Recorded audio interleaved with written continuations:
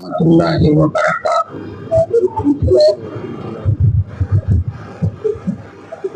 نحمد ونصلي على رسوله الكريم. أما بعد، وقد قال الله تعالى في كلامه الكريم والفرقان المجيد: أعوذ بالله من الشيطان الرجيم. بسم الله الرحمن الرحيم.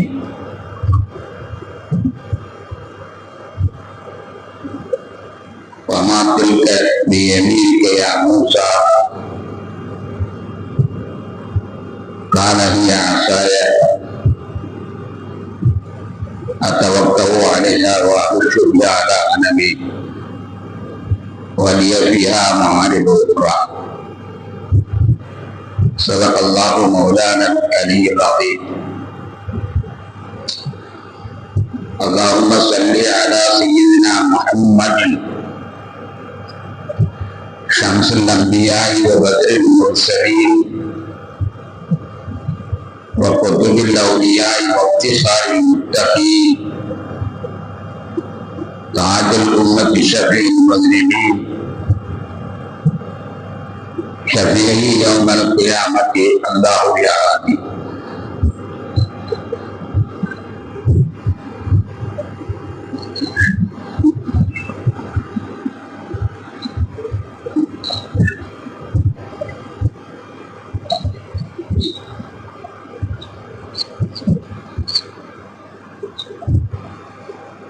கண்ணியத்திற்கும் இந்த மரியாதைக்கும் காணக்கூடியவர்களே, சகோதரர்களே, அல்லாஹ் தஆலா நம்மை எல்லாம் அவனுடைய அடியார்களாக, அவன்தான் நம்முடைய இறைவன் என்பதை ஒப்புக்கொள்ளக்கூடியவர்களாக ஆக்கி இருக்கிறார்.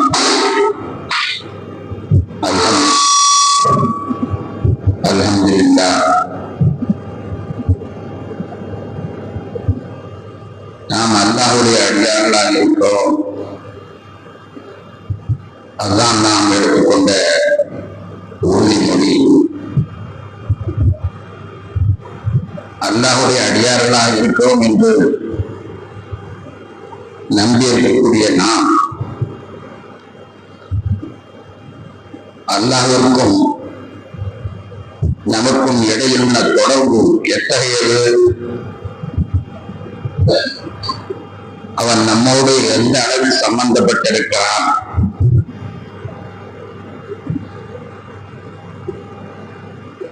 அவனுக்கும் நமக்கும் இடையிலே எந்த அளவிற்கு நெருக்கம் இருக்கிறது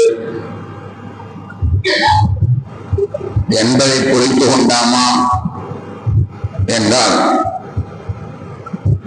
அதுதான் இல்லை. லா இலாஹ இல்லல்லாஹ் முஹம்மது ரசூலுல்லாஹ், அல்லாஹ்வை தவிர வணங்கப்படுவோன் யாரும் இல்லை என்று நாம் உறுதியாக நம்புகிறோம். ஆனால் அந்த அல்லாஹ்வோடு நமக்கு எவ்வளவு நெருக்கம் இருக்கிறது என்று புரிந்து கொண்டோமா என்றால் இல்லை என்றுதான் சொல்ல வேண்டும். அல்லாஹ்விற்கும் நமக்கிடையே எவ்வளவு நெருக்கம் இருக்கிறது என்பதை விளக்குவதற்கு ஒரே ஒரு சம்பவத்தை,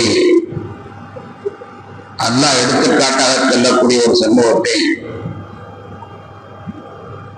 உங்கள் கண் முன்னால் நான் கொண்டு வருகிறேன். நபி மூசா அலைஹிஸ்ஸலாத்து வஸ்ஸலாம் அவர்கள் தன்னுடைய நாட்டிலிருந்து வேறொரு நாட்டிற்கு குடிபெயர்கிறார்கள். அங்கேயே திருமணம் முடித்து குழந்தைகளை பெற்று நீண்ட காலம் வாழ்ந்து கொண்டிருக்கிறார்கள். ஒரு நாள் அவர்களுக்கு தன்னுடைய தாயை பார்க்க வேண்டும் என்று ஆசை ஏற்படுகிறது. அவர்கள் தாய் வாழுமிடம் எகிப்து. அந்த எகிப்து தேசத்தினை சென்று தன்னுடைய தாயை பார்க்க வேண்டும் என்று ஆசை கொள்கிறார்கள். உடனே தன்னுடைய பிள்ளைகள் எல்லாம் அழைத்துக் கொண்டு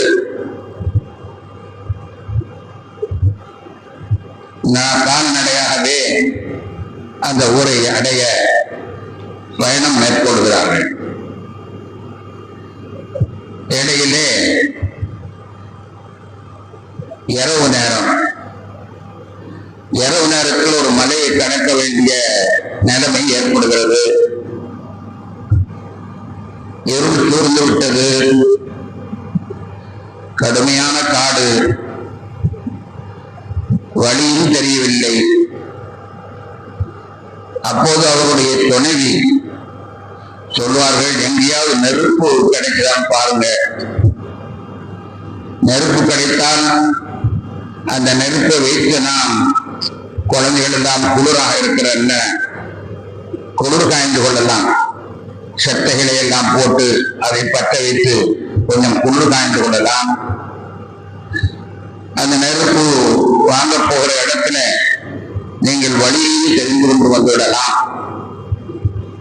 எனவே நீங்கள் நெருப்பை தேடி வாருங்கள் என்று நபி மூசா அலைஹிஸ்ஸலாத்து வஸ்ஸலாம் அவர்களை அவருடைய துணைவியார் அனுப்பி வைக்கிறார்கள்.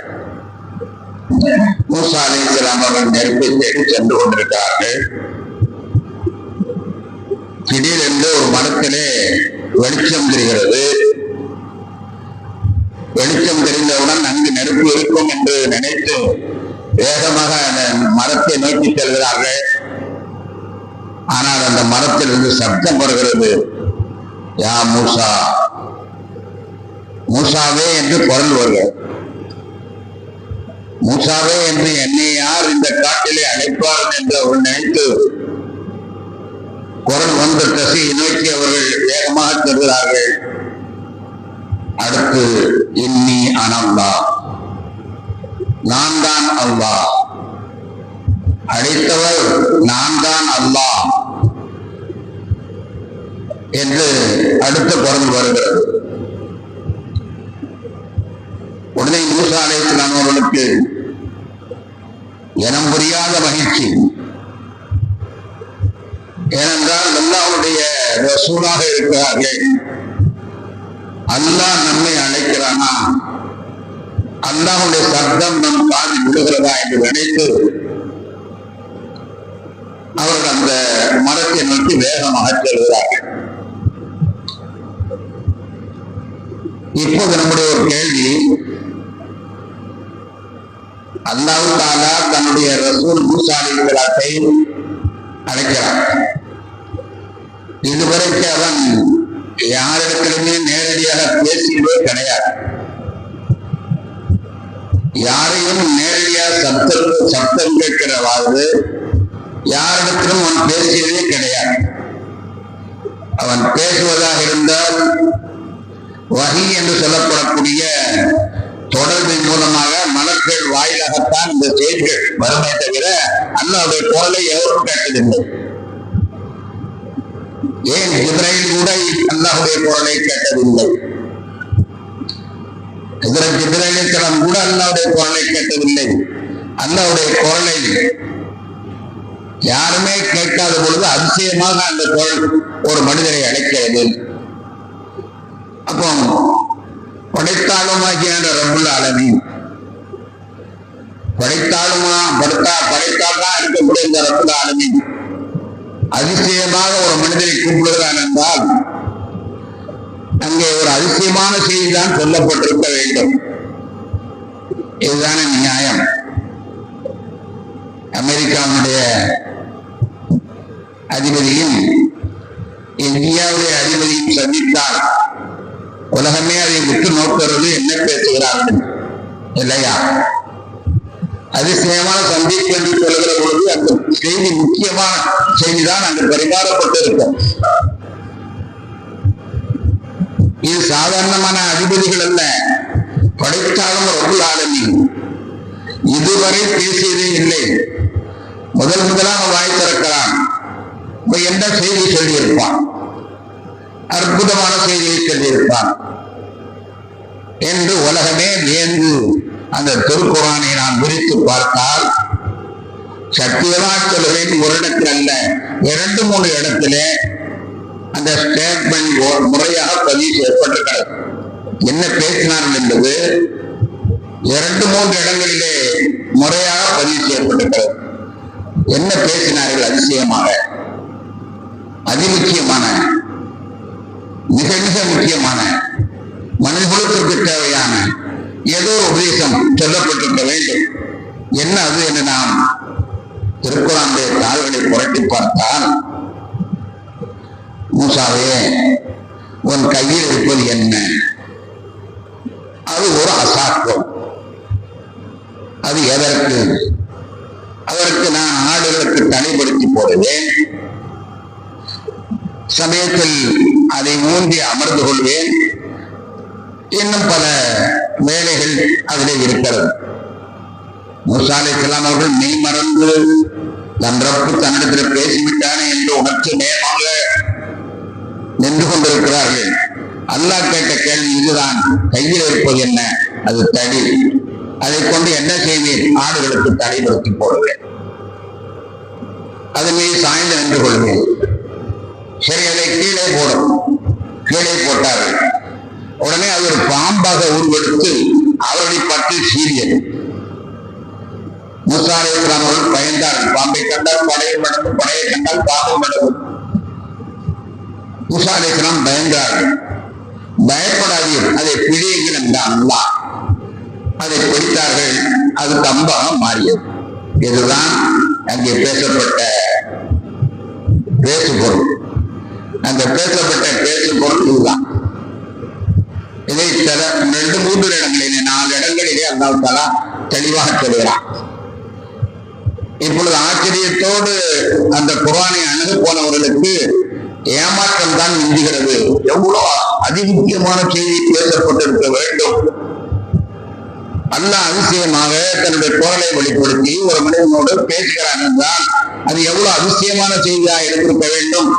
ஆனால் இது என்ன கம்பு பாம்பு இப்படி சாதாரண செய்தியா இருக்கிறது என்று நாம் நினைக்கும் பொழுது அங்குதான் நாம் அல்லாஹ்வை புரிந்து கொள்ள வேண்டும், அல்லாஹ்வுடைய ஆளுமையை புரிந்து கொள்ள வேண்டும். அதை விளக்குவதா இருந்தால் சாதாரணமாக நம்முடைய நிகழ்வுகளில் நடக்கக்கூடிய செய்திகளை நீங்கள் சிந்தித்து பாருங்கள். ஒருவர் எல்லாரோடும் சேர்ந்து அழகான பிரியாணி உணவு சாப்பிட்டார். எல்லோரும் சாப்பிட்டார்கள். ஆனா ஒருத்தருக்கு மட்டும் வயிற்றுப்போக்கு வந்துச்சு. வயிற்றுப்போக்கு ஏற்பட்டு விட்டது. வயிற்றுப்போக்கு ஏற்பட்டுச்சு. ஏன் வயிற்றுப்போக்கு ஏற்பட்டுச்சு தெரியல. எல்லாரும் நல்லாத்தான் இருக்கிறாங்க.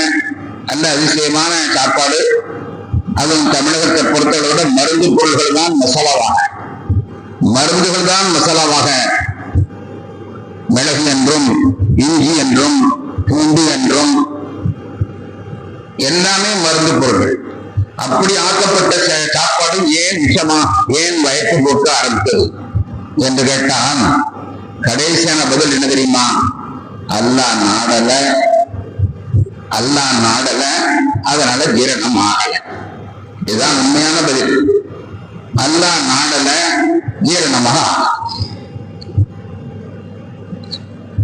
சரி, உடனே அவர் மருத்துவத்தை போறார். மருத்துவத்தை போய் அவரிடத்துல இதற்கான சிகிச்சையை கேட்கிற பொழுது மாத்திரை கொடுத்தார். 2வது நாளும் போனாரு, வயிற்றுப்போக்கு நிக்கல. வயிற்றுப்போக்கு நிக்கல. டாக்டர் நீங்க மருந்து கொடுத்தீங்க, நான் சாப்பிட்டேன், வயிற்றுப்போக்கு நிக்கல. வயிற்றுப்போக்கு நிக்கலையா? வாசல் ஒரு போர்டு இருக்கு, போய் பாருங்க. என்ன போர்டு இருக்குது? மருந்து அளிப்பது மருத்துவர் பணி, குணம் அளிப்பது இறைவனுடைய பணி, மருந்து அளிப்பது மருத்துவருடைய பணி, குணம் அளிப்பது இறைவனுடைய பணி. எழுதியிருக்கா? அல்லாஹ்வுடைய நாட்டம் இல்லை, அதனால உங்களுக்கு குணமாகல. வயிற்றுப்போக்கு சரியாக ஆகவில்லை, ஏனென்று மருத்துவரே சொல்கிறார், நான் மருந்து தான் கொடுப்பேன், அதனால எனக்கு மருத்துவன் பேரு. குணப்படுத்துறதுனா எனக்கு குணத்தவன் பேர் இருக்கணும், எனக்கு மருத்துவர் தான் பேர் வச்சிருக்காங்க, மருந்து தான் கொடுப்பேன். குணப்படுத்துறது யாருன்னா இறைவன். இரவு தூங்க போனார் அல்ல போம் மெத்தைகள், அழகான மெத்தை யாரோ அன்பளிப்பு செஞ்சிருக்காங்க, நல்ல அற்புதமான மெத்தை, அல்லாஹ் தஆலா கூலி வழங்குவானாக. நல்ல போம் மெத்தை நம்ம வீட்டுல படுத்திருக்கோம், நல்ல போம் மெத்தை, ஏசி பதமாக இருக்கிறது. நமக்கு வெளிச்சம் பிடிக்காது என்பதற்காக லைட்டான வெளிச்சத்தை வச்சிருக்கிறோம். பிள்ளைகளெல்லாம் சொல்லியாச்சு, அத்தான் படுக்க போறாரு, யாரும் பேசாதீங்க என்று. ஒரு குரலும் இல்லை, இதமான காற்று, பதமான மெத்தை, அற்புதமாக படுத்து உறங்கணும். ஆனா காலையில் எழுந்துச்சா சொல்றாரு, தூக்கமே வரல. ஏன்பா தூக்கம் வரல? ஏன் தூக்கம் வரல? ஏசியில குறையில்லை, அந்த தலைவாணி வைக்கிற தலைவாணியில ஒரு இன்ச்சு குறைஞ்சா கூட தூக்கம் இல்லாம போயிடும். அப்படிலாம் ஒண்ணு இல்லை. வெளிச்சமும் நல்ல டிம்மா இருந்தது, நல்ல மனமான ஏர் பிஸ்டர்களும் வைக்கப்பட்டிருந்துச்சு, எல்லாமே இல்லை. ஏன் தூக்கம் வரல? அல்லாஹ் நாடல, தூக்கம் வரல. அல்லாஹ் நாடல, தூக்கம் வரல. கண்ணியத்திற்குரியவர்களே, நம்முடைய நிகழ்வுகள் அன்றாடம் நாம் காணக்கூடிய நிகழ்வுகள். இங்கிருந்து பார்க்கும்போது போய் வேலை முடித்து விட்டு போகலாம் நம்ம நினைச்சு போனோம், கரெக்டா பிளான் பண்ணித்தான் போனோம், பிளான் பண்ணி பேசுற போனோம், பிளான் பண்ணி அவன் தான். ஆனா அந்த வேலை முடியல. நாம் யாரை நாடி சென்றோமோ அவனும் இருந்தால், நம்முடைய பஸ்ஸும் ஒழுங்காக இருந்தது, நேரப்படுத்தி போறோம், எல்லாமே சந்திப்புத்தான். ஆனா ஏதோ தாங்க முடியல. ஏன் முடியல? அல்லாஹ் நாடல இல்லையா? நான் ஒரு கதை சொல்வது உண்டு. ஒரு ஊர்ல ரொம்ப கிராமமான ஊரு, மழை பெய்யாது. அல்லாஹ்விடத்துல நம்ம துஆ செய்வோம், மழை இல்லாம மக்கள் கஷ்டப்படுறாங்க. நாம கஷ்டப்படல, உலகமே கஷ்டப்படுது. உலகமே வெப்பமயமாயிருப்பதின் காரணமாக அனுபவம் சரப்படுறது. அல்லாஹ் அதை நீக்கணும், அல்லாஹ் மழையை தரணும். ஒரு ஊர்ல கிராமத்துல மழை இல்லை, திடீர்னு மழை வந்துருச்சு. மழை வந்த உடனே அந்த வீட்டுல உள்ள சின்ன குடிசையில் உள்ள கிளவி பேசியை கூப்பிட்டு, ஏமா மழை வருது, அதனால பாத்திரத்தை எல்லாம் வெளியே எடுத்து போடு, பாத்திரத்தை எல்லாம் வெளியே எடுத்து போடு. நான் போய் ஆடு நனையுது, மாடு நனையுது, அது கட்டி போட்டுட்டு அது ஒரு பத்திரமான இடத்துல பங்கு வச்சுட்டு வந்துடுறேன். மழை வருது, நல்ல மழை வருது, நீ பாத்திரத்தை வெளியே எடுத்து போடு என்று சொல்லி போட்டு இந்த அம்மா போய் ஆடு மாடுகளை எல்லாம் கட்டி போட்டு போய் நல்ல மழை, சும்மா ஒரு 10 நிமிஷத்துக்கு அப்படியே அறுத்து ஊத்திடுச்சு. வரும்போதே கற்பனை வயிற்று வந்திருக்கு, பேச்சு இன்னைக்கு பாத்திரத்தை பூரா வெளியில எடுத்து போட்டிருப்பா, அதனால தண்ணி பூரா நிறைஞ்சிருக்கும். ஒரு வாரத்துக்கு நம்ம அழகா தண்ணி உபயோகிச்சிடலாம். தண்ணி நிறைஞ்சிருக்கும், பாத்திரங்கள் எல்லாம் வெளியே எடுக்க கூடாது, எல்லா பாத்திரம் தண்ணி இருக்கும், அதனால நம்ம நிறைஞ்சு வரலாம். நிறைஞ்சிருக்கும், நம்ம கவலைப்படாம இந்த ஒரு வாரத்துக்கு உழைக்கலான்னு உள்ள வந்து பார்த்தா ஒரு பாத்திரத்தால் தண்ணி இல்லை. ஏன்னு கேட்டா பாத்திரத்தை எடுத்துதான் போடத்தன்ன நிறுத்தி சொல்லுங்க என்று அந்த பேச்சு சொல்றான். பாத்திரத்தை எடுத்து வைக்க சொன்னேன், ஆனா நிறுத்திட்டு சொன்னீங்க, நான் எதுக்கும் நினைச்சு எல்லா தண்ணி விட போட்டேன், எல்லாம் கூறப்பட்டேன், ஒரு தொட்டு தண்ணி கூட இல்லை. மழை பொழிந்தது, ஆனால் தண்ணி பிடிக்க முடியல. அதே மாதிரி தான் நம்ம வீட்டுல பாத்தீங்கன்னா தம்பி ஒருத்தர் 10,000 ரூபாய் போற, இன்னொருத்தர் 20 ரூபாய் வருது, ஆனா தேவை முடிஞ்ச மாதிரி தெரியல. பணம் நிறைய இருக்குது, பெரிய பணக்காரங்களும் அப்படித்தான் சொல்லிட்டு இருக்காங்க, பணம்ல நிறைய இருக்குது, ஆனா என்னமோ தெரியல, பரக்கத்தில்லை. என்னன்னா அல்லாஹ் நாடு. பரக்கத்தில்லைன்னா என்ன அர்த்தம்? அல்லாஹ் நாடு. பணத்துக்கு குறைவில்லை, டிராக்டர் வந்து விழுந்துகிட்டு தான் இருக்குது, வீட்டுல ஏதாவது வேற வந்துகிட்டே இருக்கு, அது பண்ணிட்டு வர காசு பறக்கத்தில்லை. பறக்கத்து யாரு தருவா? அந்த அல்லாஹ் இல்லையா? நம்முடைய நிகழ்வுகள் ஒவ்வொன்றாக எண்ணி பாருங்கள். ஒரு மாப்பிள்ளை, நம்ம வீட்டுல ஒரு பொண்ணு, அந்த பொண்ணுக்கு நல்ல மாப்பிள்ளைய தேடணும். லண்டன்ல இருக்கிறோம் கேள்விப்பட்டோம். இங்கிருந்து லண்டனுக்கு போய் உட்கார்ந்து ஆளை பார்த்து வச்சு அங்க உள்ள ஆள்கிட்ட விசாரிச்சு, அந்த குடும்பத்தை விசாரிச்சு, இந்த குடும்பத்தை விசாரிச்சு, ரொம்ப சூப்பர் மாப்பிள்ள, ரொம்ப நல்ல மனுஷன், ரொம்ப அற்புதமா நடலாம். உடனே சரின்னு கல்யாண பத்திரிகை, ஒரு பத்திரிகை மட்டும் 500 ரூபா அந்த அளவுக்கு அடிச்சு இப்பெல்லாம் அப்படித்தான் அடிக்கிறாங்க. மற்ற கல்யாண பத்திரிகை ஏதோ ஒரு அழிப்பு தூக்கி போறாங்கன்னு அதை என்னமோ சீர் கொடுக்குறான்னு நினைச்சுக்கிட்டு 500 ரூபாய்க்கு பத்திரிகை அடிச்சு பிரமாதமா கல்யாணம் இருந்து வச்சு அது வச்சு இது வச்சு எல்லாம் செஞ்சாச்சு. ஆனா அடுத்த வாரம் பிரச்சனை பஞ்சாயத்துல வந்துச்சு. அடுத்த வாரம் பிரச்சனை பஞ்சாயத்துல வந்துச்சு. என்றடா ஏன் என்னாச்சு? நாங்கள் கையை பிடித்து கொடுத்தோம், மனசை பிடித்து கொடுக்கிறவன் அல்ல, அவன் மனசை பிடித்து கொடுக்க இல்லை. கையை பிடித்து கொடுத்தான். ஆனா கையை பிடித்து கொடுத்தால் போதுமா? மனதை பிடித்து கொடுக்க வேண்டும் அல்லவா? மனதை பிடித்து கொடுக்கவே அல்லாஹ் இல்லை.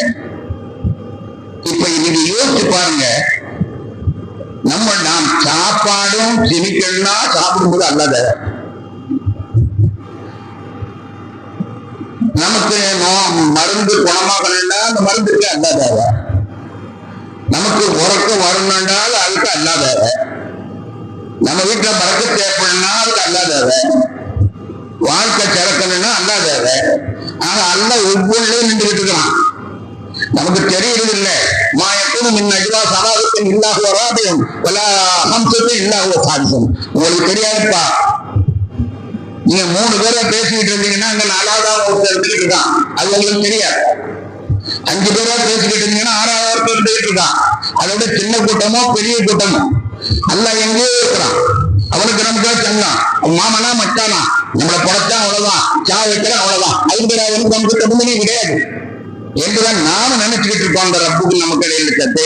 ஆனா அவன் என்ன செய்யறான்னா, நான் சாப்பிடும் போதும் அவனுக்கு தேவைப்படுகிறான், நான் தூங்கும் பொழுதும் அவன் தேவைப்படுகிறான். சொல்லும் அதை இடையில சமயத்தில் சொல்லி காட்டுவான்.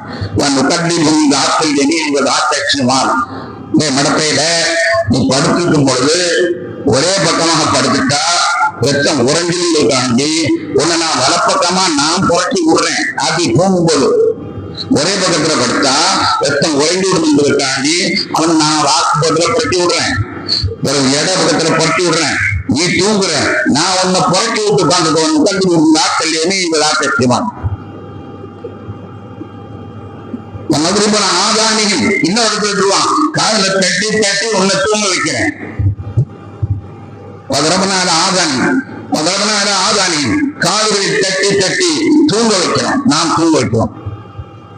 ஆக ஒரு நிமிஷம் கூட அவன் இல்லாமல் ஒன்றால் எந்த வேலையும் செய்ய முடியாது. அவனுடைய நாட்டம் இல்லையானால் தூக்கம் வராது. அவனுடைய உதவி இல்லையானால் மருந்து பலன் அளிக்காது. அவனுடைய உதவி இல்லையானால் பரக்கத்து இருக்காது.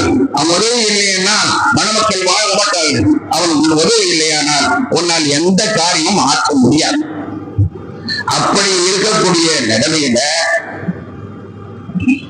முக்கியமான செய்தி இதை நாம் புரிந்து கொண்டோமே ஆனால், நாம் ஒவ்வொரு நிமிடங்களிலேயும், ஒவ்வொரு பேச்சிலையும், ஒவ்வொரு அசைவிலையும் அல்லாஹ் நமக்கு உதவி செய்து கொண்டிருக்கிறார். அவன் என்ன அர்த்தம் தெரியுமா? ஆட்களை வச்சு வேலை வாங்கல, அவனா வேலை வாங்குறான். எல்லாமே அவனாத்தான் பார்க்கிறான். ஆகது என்ற ஆயத்துக்கு வசனத்துக்கு என்ன பொருள் தெரியுமா? ஆட்களை வச்சு மலக்களை வச்சு வேலை பார்க்கிறான், தப்பா நடத்திட்டு உட்கார்ந்துட்டாங்க. ஆகது எல்லா வேலையும் அவனாத்தான் பார்க்க,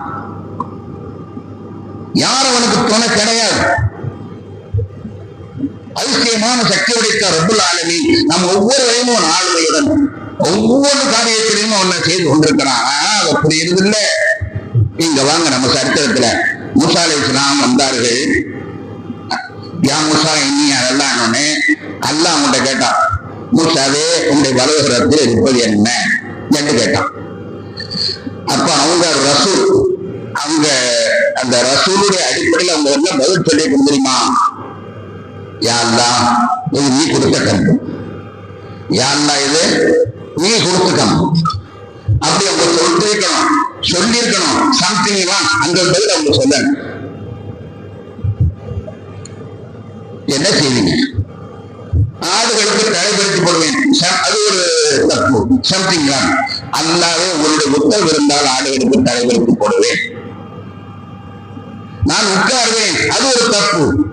உன்னுடைய உத்தரவு இருந்தால் நான் அதில் உட்காருவேன். நான் என்னுடைய கம்பு என்னுடைய நான் என்று பேசிவிட்டேனே. உம்மால் என் இல்லாமல் என்ன செய்ய முடியும்? என் இல்லாமல் உன்னால் என்ன செய்ய முடியும்? நான் நினைத்தால் இந்த கம்பை பாம்பாக ஆக்குவேன். அது உனக்கு பயன் தர வேண்டுமானால் என்னுடைய ஒரு விசாரம் போடுகள் அவட பாம்பா மாற்றி பற்றியா இந்த உறவு இல்லையானால் இந்த கம்பு பாம்பாக ஆகும். பாம்பாக ஆகித்தான் அல்ல நமக்கு கொடுக்கணும். இல்ல நம்ம எத்தனை பேர் பார்த்துக்கிறோம். நம்ம புள்ள அழகான நம்மளை வளர்க்கும் வைக்கும் எடுத்துக்கிட்டோம். கடைசியில் அந்த புள்ளதான் நமக்கு வினையாகும் சார் இல்லையா? பாவமா இருக்கும். எத்தனையோ குடும்பங்கள்ல பார்க்கிறோம். தகப்பனார் பிள்ளையை போட்டி போட்டி வளர்த்தார், எல்லாமே கவனிக்கும் என்று நினைத்தார். கடைசியில் அவன் தான் அந்த பிள்ளைக்கு அழிவு காரணமாகும் இல்லையா? பாவமா இருக்கும். சில பேருக்கு அவருடைய செல்வங்கள் தான் அவர்களுடைய ஆரோக்கியத்தின் வாழ்க்கைக்கு தான் அவன் வாழ்க்கையின் அழிவு காரணமாக இருக்கிறது. மனைவியை நினைத்தான் இந்த மனைவி நான் பொது வாழ்ந்து அந்த மனைவி எதிரியாக மாறிவிடுகிறாள். அம்மாவை நினைத்தான் அம்மா நான் பகுதியாக அவளே எதிரியாக மாறுதான். யாருக்கு மாறுது? கம்பு பாம்பாக மாறியது. இதைத்தான் அல்லாஹ் தஆலா சொல்லி காட்டினான். ஒரு பெரிய தத்துவம் பேசப்பட்டிருக்கிறது. எவ்வளவு பெரிய தத்துவம் என்றால் இதை புரிந்திருந்தால் உலகமே நிம்மதியாகும். அந்த தத்துவம் என்ன தெரியுமா? எல்லாமே அல்லாஹ். அதை மூசாவே புரிந்து மக்களுக்கு சொல்லுங்கள். எல்லாம் செய்யறதெல்லாம் அல்லாஹ். சாப்பிட மீண்டும் யோசித்து பாருங்கள். சாப்பாடு சீரணமாகுவதும், நாம் தூங்குவதும், நம்முடைய மருந்து பலனளிப்பதும், நம்முடைய குடும்பம் மகிழ்ச்சியாக இருப்பதும், நம்முடைய மணமக்கள் மகிழ்ச்சியாக இருப்பதும், நமக்கு பணம் வந்தால் வரக்கத்தாக இருப்பதும், நாம் ஒரு வேலையை செய்வதாக இருந்தால் இந்த வேலையை செய்வதாக எல்லாமே அல்லாஹ். அந்த தத்துவத்தை எல்லாம் புரிய வைக்கலாம். அதெல்லாம் மிக முக்கியமான ரகசியம். வேறு வெறுதனை கண்டபுடம் இல்லை. மிக முக்கியமான செய்தியை புரிஞ்சுக்கணும். மூசாவே இந்த கம்பு உங்களுடைய கம்பு அல்ல, நான் கொடுத்த கம்பு. அதை நினைச்சுட்டார். தலை நீர் வெடித்து போனவில்லை, நான் நாடினால் தலை வெடிக்க முடியும். அதை நினைத்துப்பார். அதன் மீது அமர்ந்து கொள்வீர். நீ நாடினால் நான் நாடினேன். ஆக என்னை நீ இதை இணைக்கவில்லை, அதனால் அதை நான் பாம்பாக மாற்றி காட்டினேன். உலகம் பூராவிற்கும் போய் சொல்லிவிடுங்கள், என்னை நினைக்காமல் அவர்கள் இருப்பார்கள். ஆனால் அவர்கள் எதை நம்பி வாழ்கிறார்களோ அதுவே அவர்களுக்கு உதவியாகும். அவர்கள் அனுப்பதற்கு அதுதான் காரணம். போய் சொல்லுங்கள் என்று அவர் சொன்ன ஒரு அற்புதமான செய்தி அன்று சொல்லப்பட்டது. கண்ணியத்திற்குரியவர்களே, முடிஞ்சு கடை பேசி அதுக்கப்புறம் அல்லாஹ் சொன்னான். கிடைக்கிற நார்மல் கொண்டோடனே இந்த பிறவன் போய் ரொம்ப அட்டாசப்படுறான். அவர் தன்னை கடவுள் சொல்லிட்டு நீ அங்கிட்ட போங்க, அவங்களோட போங்கன்னு சொன்னோடனே நம்ம எல்லாம் பயான் பண்ணா இங்க பள்ளியாசலை தாண்டதுக்குள்ள எல்லா பயானும் மறந்துடுவோம். பள்ளியாசலை தாண்டதுக்கு வெளியில பண்ணோடனே நான் அப்படி பேச ஆரம்பிச்சோம். வழியை தாண்டாவே போதும், அந்த பயான் எல்லாம் அப்படி போயிடும். ஆனா மூசா அலைஹிஸ்ஸலாத்துக்கு நபி அல்லவா, ரசூல் அல்லவா, அவங்களுக்கு அந்த செய்தி மனசுல நல்லா பதிஞ்சிச்சு. அவங்க மூளையில நல்லா ஏறிச்சு. அவங்க மூளையில அந்த செய்தி நல்லா ஏறிச்சு.